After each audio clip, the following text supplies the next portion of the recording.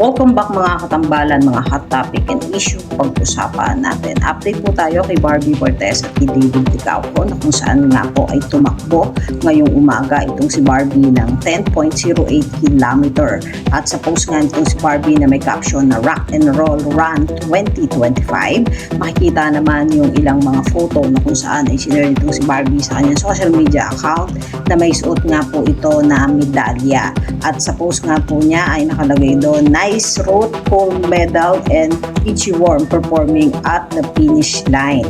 Na talaga namang happy ang isang Barbie Fortesa sa ginawa nilang pagtakbo kanina sa Intramuros. At pinakita din itong si Barbie yung kabuuan ng kanyang medal na nakuha matapos nga ang 10 kilometer na pagtakbo. At sa video naman ay sinare nitong si Barbie, makikita naman na talaga namang game na game at talagang napaka-strong ng isang Barbie Fortesa sa pagtakbo nga po niya ngayong umaga, na talaga namang rutina nitong si Barbie ang ginagawang fun run at pagtakbo nito na talaga namang hobby na ni Barbie. Habang si David Licauco naman po ay nag-post din ng kanyang restaurant na Sobra Cafe na nag-aayos nga po ng tarpaulin.